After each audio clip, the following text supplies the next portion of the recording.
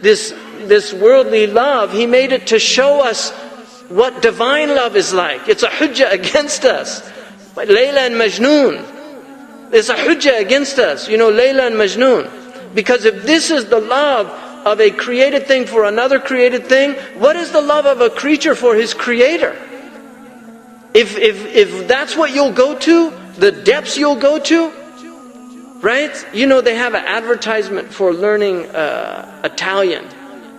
It's one of those, and it shows a farm boy, and he's in love with an Italian celebrity, and he wants to learn. It says he's going to only have one chance when he meets her, right? This is an advertisement, because they know, they're talking to people who understand that when you're in love, you'll do anything for the beloved. Anything, right? But people, they don't learn Arabic, right? Really, they don't learn Arabic. They don't want to learn the language that the beloved speaks to His creation in. They don't, we're lazy people. We claim love. It's not true. We're not lovers, but there are lovers. And if you're not one, you should at least be in awe of them, right? I wish I could be in love. People long to be in love. Some people, they want it so bad, they keep falling in love again and again, just for that experience of love. The foolish people, ushaq.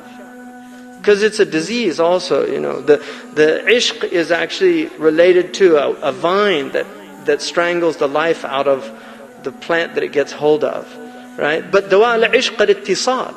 The cure of ishq is to the connection.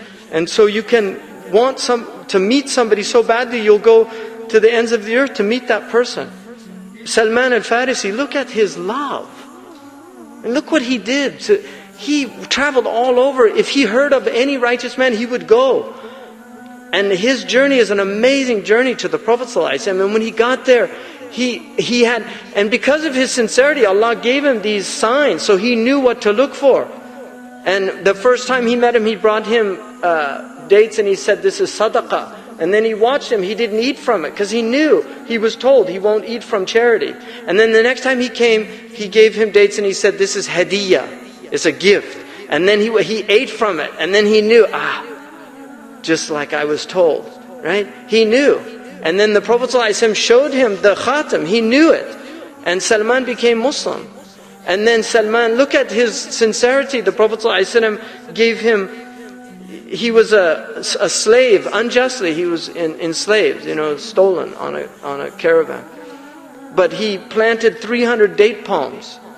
And the man who had bought him stipulated that they had to come to fruition before he could be free. And in a few months they all came, and except for one. They went back, the Prophet went back, 299 had come to fruition, only one wasn't. He said, "What happened?" Omar said, "Astaghfirullah, I planted that." So the Prophet planted it, and then it came quickly. And he was freed. But look at his love, Salman. Salmanu minna al-bayt. Look where love gets you. Salman is our family. He's part of our family. Salman al-Farisi. Amazing man for his love. Look at Maymuna. Look at her love. 30 years after she married the Prophet, she was nearing death. You know where she wanted to go? To the same place that she spent the first night with the Prophet. That's where she's buried. Look at the love. Look at that love. Ishq, it's amazing, that love of the beloved. And this is what these people had, and they want to just take love out of Islam and make it something else. This religion is about love. لا يؤمن أحدكم حتى يحب لأخيه. He didn't use any other word. Until you love.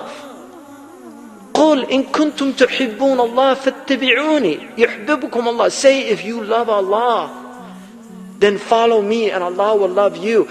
Because علامة الحب اتباع الحبيب. The sign of love is that you follow the beloved. You will do what the beloved says. And the beloved of Allah is the messenger of Allah. He's Habibullah. He said when they were talking about Ruh Allah, Kalim Allah, Khalil Allah, he said, "I heard what you were saying. وَأَنَا Habibullah."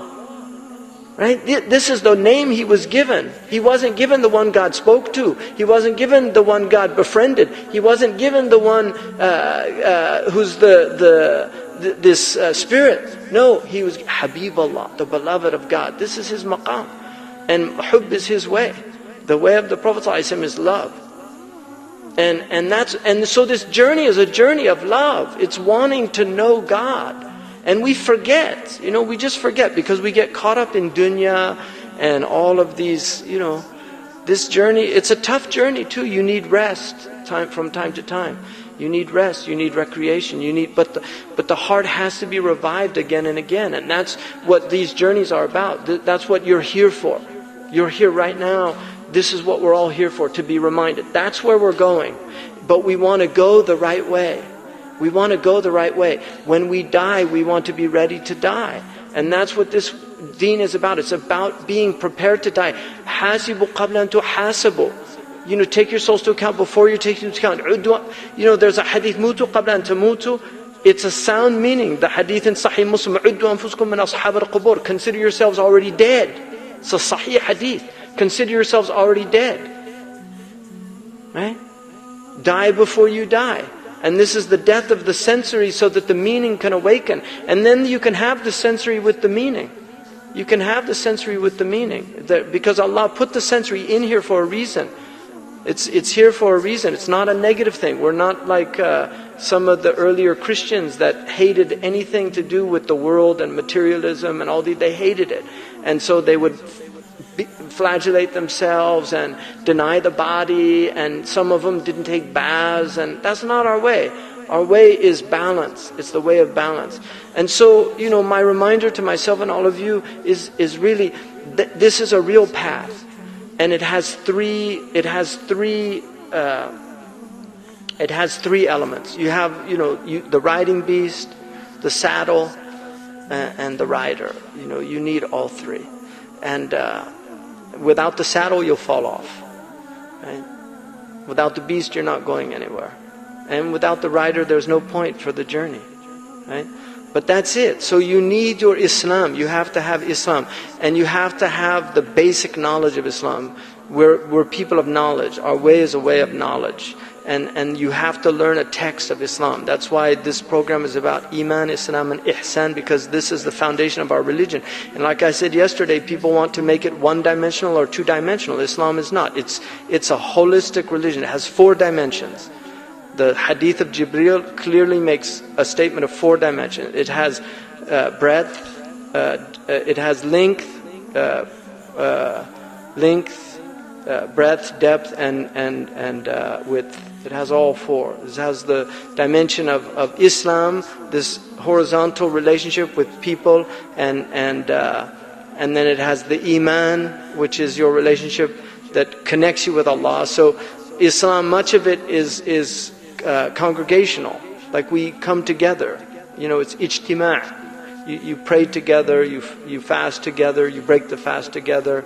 All of these things and you have a jama'ah, and yadullah ma'al jama'ah. So you need Islam is very important. You can't. The religion is protected by these outward things. They're not insignificant, and they all have profound inward meanings, all of them. But the outward, even if you remain at the level of the outward, it's a path of salvation. It's a path of salvation. And then the Iman, you have to have Iman. You have to know your Lord. You have to know Imam al-Ghazali. You're going to be looking, inshallah, at the pearls and the jewels of the Quran. The jewels are those ayahs in the Quran. Imam al-Ghazali's theory, and it's not really a theory. It's a way of looking at the Quran, because he proves it. But the Quran, the essence of the Quran are 2 types of verses. The ones that tell you your Lord, and the other tells you your journey to your Lord, what you need to do to get to your Lord. وَأَنَّ إِلَىٰ رَبِّكَ الْمُنْتَهَى. To your Lord is the end. إِنَّ لِلَّهِ وَإِنَّ إِلَيْهِ رَاجِعُونَ. We're going back to Allah subhanahu wa ta'ala. And that's what this journey is about, and getting knowledge of Allah.